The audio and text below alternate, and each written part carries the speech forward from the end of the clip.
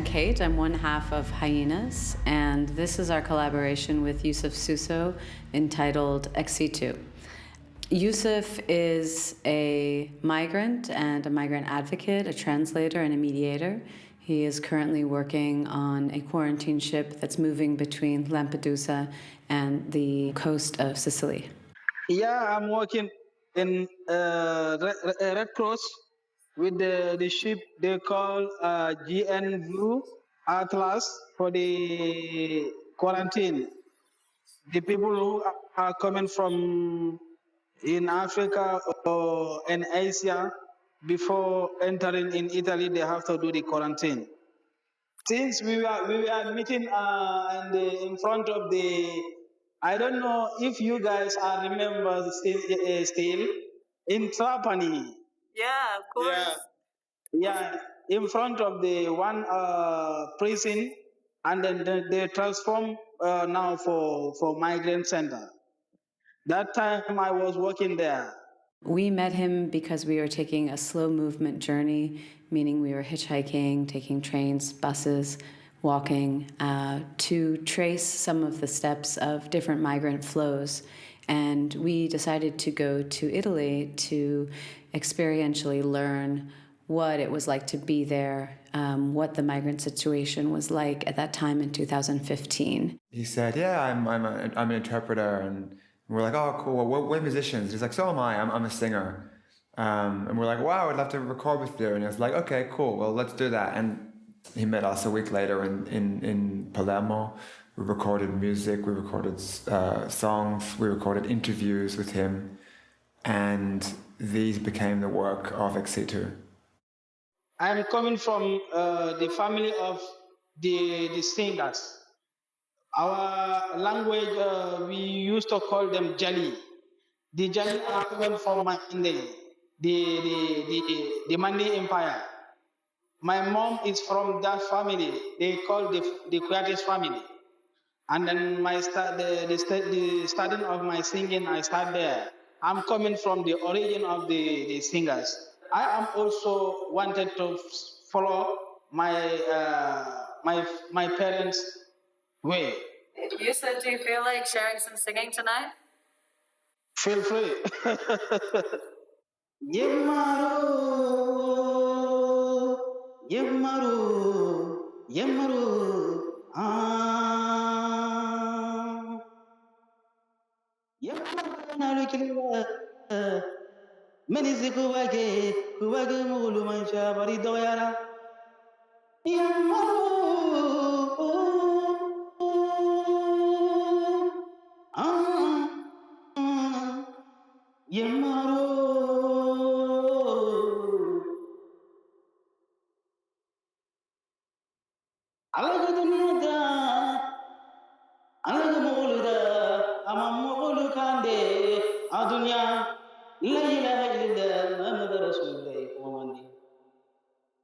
Situ is actually a term that we came across when we were listening to a lecture by Professor Maxine Burkett, who's a law professor at the University of Hawaii. And she imagined what she called a nation ex situ, which is a kind of conceptual nation of people who unite because they have lost their homelands due to islands sinking beneath the ocean due to climate change. And how nations and bodies of people can unite in a kind of conceptual way rather than through a birthright or through a landmass. So we knew that we wanted this piece to be about bonds, links to home, the ways in which we imagine home, recreate home in new spaces.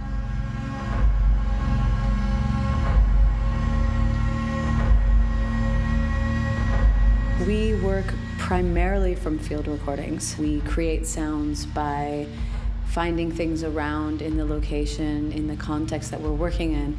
And then later we use these field recordings, we manipulate them with samplers, and we turn them into synthesizers, percussive elements, all different parts of the song. that was a really wonderful process for us to figure out how to support his vocal, also how to bring in our own style without attempting to reproduce some form of traditional music, because that's not what we do or what we have knowledge about. We gathered together a lot of old phones. So we wiped them clean, we put open source software on them, and we installed on each one a video, audio kind of piece, an element of the broader composition. We were inspired by a mobile form, so asymmetry, balance, precarity, the way in which the phones, in fact, they play the stems of each of the tracks inside of the song. And each track, so each musical instrument is represented by a video. So every time that musical instrument appears in the song, it's accompanied by video. And so they come in and out like as though it's an orchestra playing.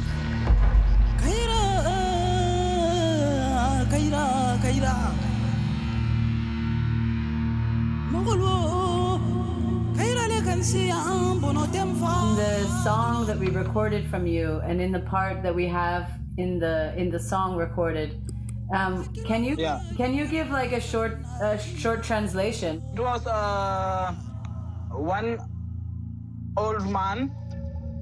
He's a marabout, and then he always used to do the miraculous work for the people to cure them. And then my grandfather made this song for him. And then he was telling him that, if someone fathers die, you can survive. If your mothers die, you can survive. But if you believe something, that's something you have in your mind, and then you lose it, you will not survive again. Like in our culture, we believe many things. The Western side here, they cannot believe it. Like, okay, when we said in our side, we have the people who they have connection with the spirit, and then they used to talk with the spirit. Here in the Western side, the many people are not aware that, and then they are not believe it.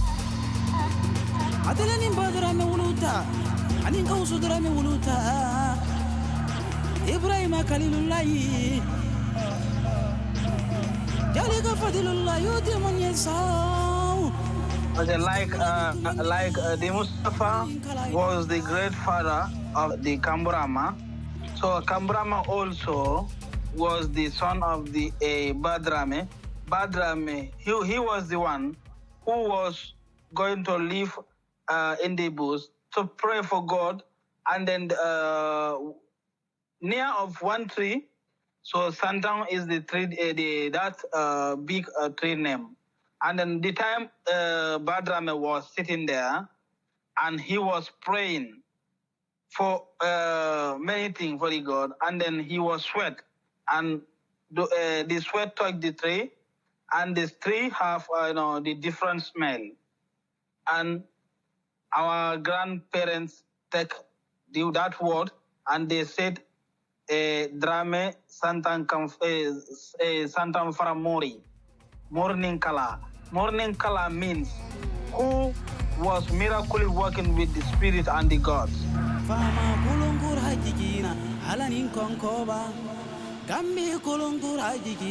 part was there, the one I was saying, Mandeng kulunkura jigina alanin konkoba. Okay, Fama kulunkura jigina alanin konkoba konkoba. It is mean that the time Mandeng Empire was in the trouble, our grandparents don't have any access to help themselves, and then they go to what other side to call one man. His name is Sunjata Keita, and then the time Sunjata arrived, Many griots was there, and then many of them use their song. And our grandfathers said this. Manden kolonkura jigina alanin konkoba. It is mean that the people who have to come and save the people of Manding, he just arrived, and all of the people of Manding are now in safe. They are safe.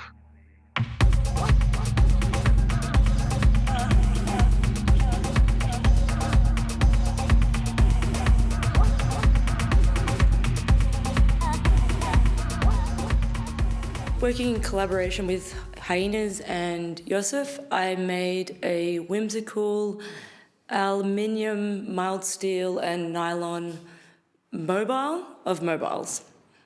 I was asked to make a piece that was quite light and floaty and almost make it feel as though the mobiles were meant to be there, and almost like the structure in itself kind of came together bit by bit of someone, say, adding a phone here and there. Imagine like a port station at an airport. I also feel like it was really important for the piece to feel like it was also made and using found materials, and more like using more reappropriation of, using mild steel, rebar, and have these kind of like less refined objects to give it this kind of scrap metal, something that had to be salvaged. When we were traveling for foreign bodies, we noticed a lot of times in bus shelters or transit camps that there was this phenomenon of almost like a hive of phones whenever there was an outlet. As many devices as possible connected, because it's so critically important in those moments to have power.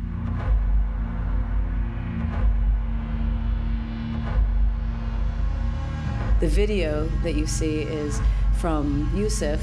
After he got his legal status in Italy, he was able to go back to the Gambia to visit his village, and he did all of that with a mobile phone. So we used that footage and combined it with our musical composition. It seemed like there was a celebration. What was happening there in the videos you sent us? That video was the festival of our village. But in our village, we used to call it the cultural festival of Tambazanzan. So any kind of culture are there. Like my culture is the instrument of the kora and singing. That is my father's and my grandfather's culture. So I also follow this. So the one was there, they call it tantang, mandinka tantang. Mandinka tantang means that instrument like tamburo. Yeah. They used to sing. And the other cultures there, they used to put it and we dance together. But the video I sent it, that video was the festival of our village. And the bar that you're in, are you there with your wife? That was our ceremony. The time I have a kid, my kid naming ceremony. And yeah. What's your kid's name? Abubakar, but me, I used to call him Bax. There's one other instrument that is looking like it has many different bars, and he plays with two sticks, and it makes more like a melody. What's this one? Yes. This one in my compound, they used to play day and night. They call it balafon. It's the instrument of the grand fathers of my mother. Yeah. The man who find the instrument, his name is Balafasege. Balafasege Kuyate.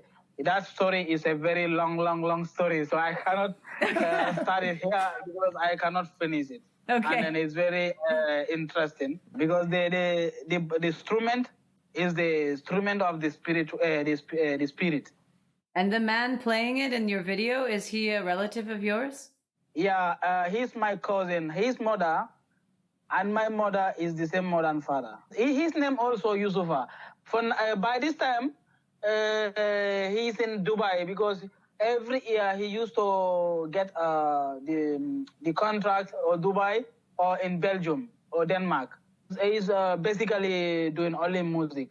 So for me, I don't have that time. So I told him that you can forward with my. He's doing this thing with my younger brother, but my younger brother play the kora, and then Yusuph play the balafon.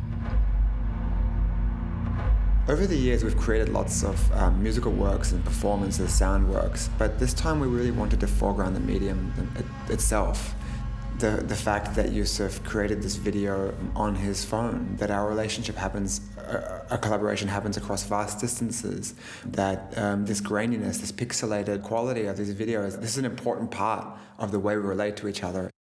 We also built a website which allows people to tell their own stories about migration, movement, home, and homes.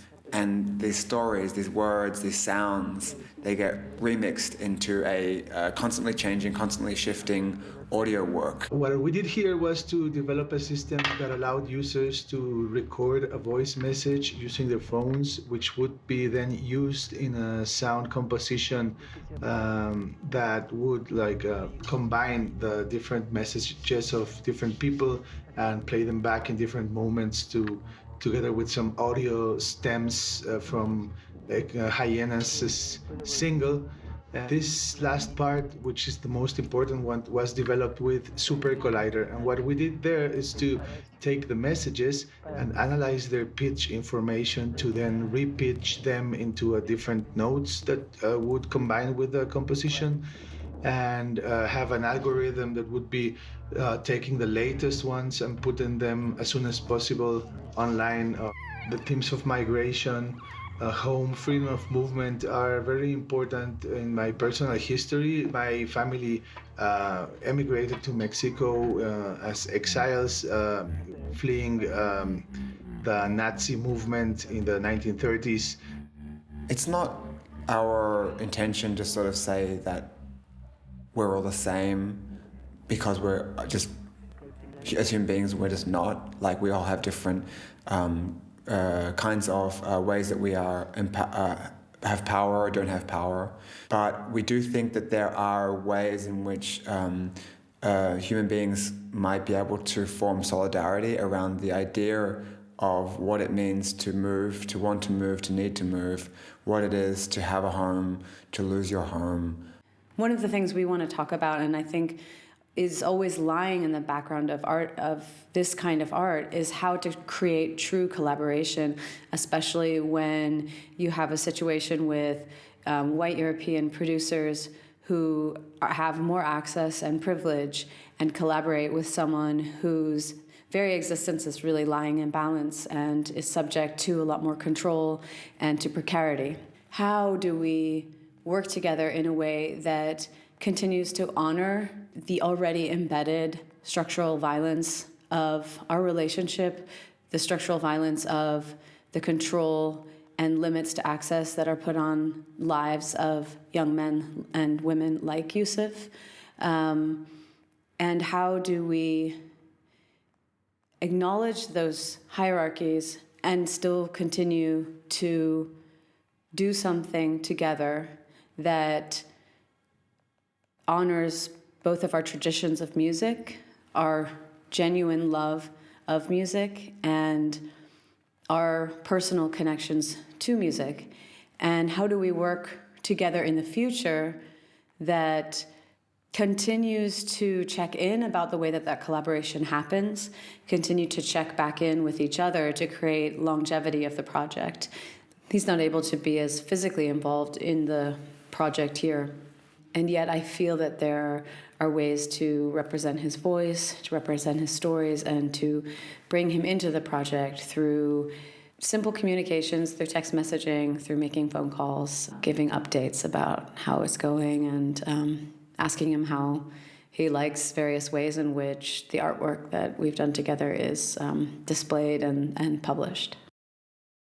We wanted to ask you just one more thing, which is if there's anything you would want to tell people in Germany that they should know or they can do to help. The people who come in from in the boat, when you have any access to help them. You know, they have the very clear motivation why they leave their country to come and risk their life in this Mediterranean Sea. Most of us said this racism is racism. The kind of racism, not just like they don't like our color. No. The problem is they always have this mind that we are coming from Africa to here to take their job. You have to understand that this guy here, he need help. How can I help this guy? Okay, to give him food, or to give him water, or to give him 10 euro, 200 euro, 50 euro, no. First of all, give him recognizing paper. Yeah, it might be permit who can, you know, easy help him to, you know, to go to school, okay, to improve his students, school, or to start learning the language, or finding job for himself. Know that when I work, I will have money. And all the taxes he pay, that tax will never go his country in Africa. The tax will remain here. And that tax will help your country. So I always give the blame for the governance and the politicians. Why they don't want to use their sense.